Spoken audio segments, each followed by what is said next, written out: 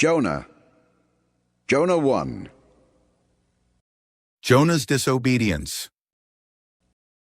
The word of the Lord came to Jonah, son of Amittai. Go to the great city of Nineveh and preach against it, because its wickedness has come up before me. But Jonah ran away from the Lord and headed for Tarshish. He went down to Joppa, where he found a ship bound for that port. After paying the fare, he went aboard and sailed for Tarshish to flee from the Lord.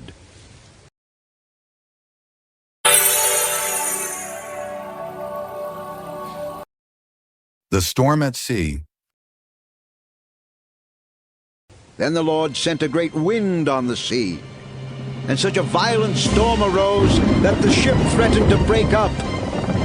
All the sailors were afraid, and each cried out to his own god, and they threw the cargo into the sea to lighten the ship. But Jonah had gone below deck, where he lay down and fell into a deep sleep. The captain went to him and said, "How can you sleep?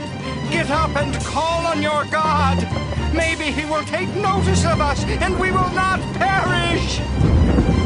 Then the sailors said to each other, "Come, let us cast lots to find out who is responsible for this calamity." They cast lots, and the lot fell on Jonah. So they asked him, "Tell us, who is responsible for making all this trouble for us? What do you do? Where do you come from? What is your country? From what people are you?" "I am a Hebrew, and I worship the Lord, the God of heaven, who made the sea and the land."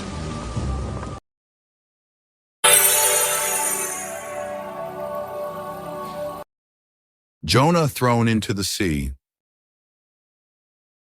This terrified them, and they asked, "What have you done?" They knew he was running away from the Lord, because he had already told them so. The sea was getting rougher and rougher, so they asked him, "What should we do to you to make the sea calm down for us?" "Pick me up and throw me into the sea, and it will become calm. I know that it is my fault that this great storm has come upon you." Instead, the men did their best to row back to land, but they could not, for the sea grew even wilder than before. Then they cried to the Lord, "O Lord, please do not let us die for taking this man's life. Do not hold us accountable for killing an innocent man. For you, O Lord, have done as you pleased." Then they took Jonah and threw him overboard, and the raging sea grew calm. At this the men greatly feared the Lord. They offered a sacrifice to the Lord and made vows to him.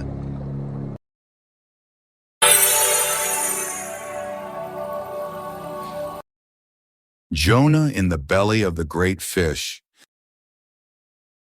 But the Lord provided a great fish to swallow Jonah, and Jonah was inside the fish 3 days and 3 nights.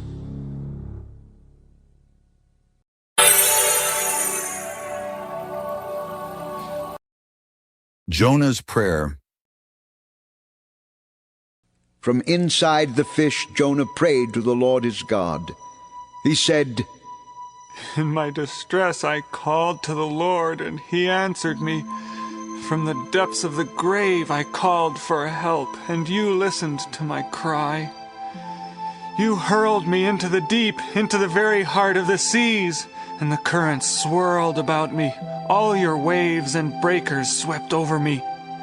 I said, I have been banished from your sight, yet I will look again toward your holy temple. The engulfing waters threatened me. The deep surrounded me. Seaweed was wrapped around my head. To the roots of the mountains I sank down. The earth beneath barred me in forever. But you brought my life up from the pit, O Lord my God.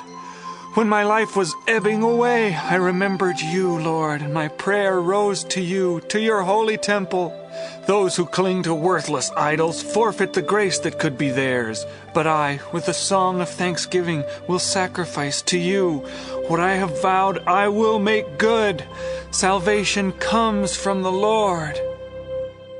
And the Lord commanded the fish, and it vomited Jonah onto dry land.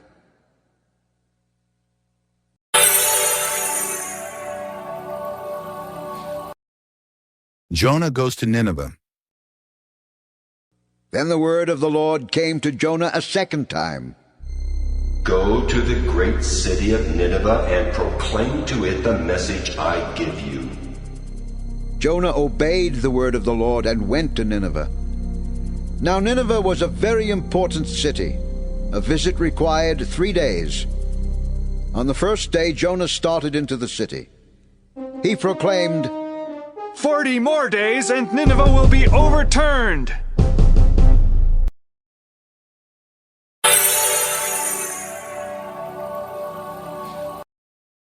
The Ninevites believed God. The Ninevites believed God. They declared a fast, and all of them, from the greatest to the least, put on sackcloth.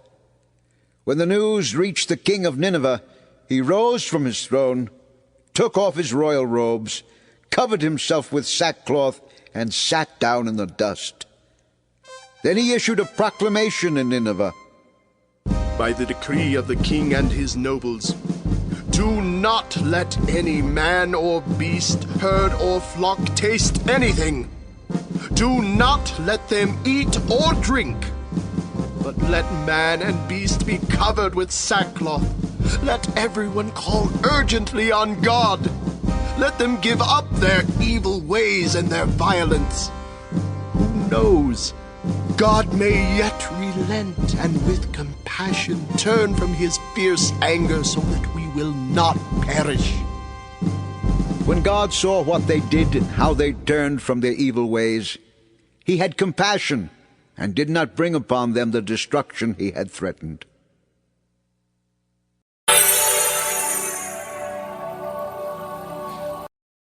Jonah's anger and God's mercy. But Jonah was greatly displeased and became angry. He prayed to the Lord, Oh Lord, is this not what I said when I was still at home? That is why I was so quick to flee to Tarshish. I knew that you were a gracious and compassionate God, slow to anger and abounding in love, a God who relents from sending calamity. Now, O Lord, take away my life, for it is better for me to die than to live.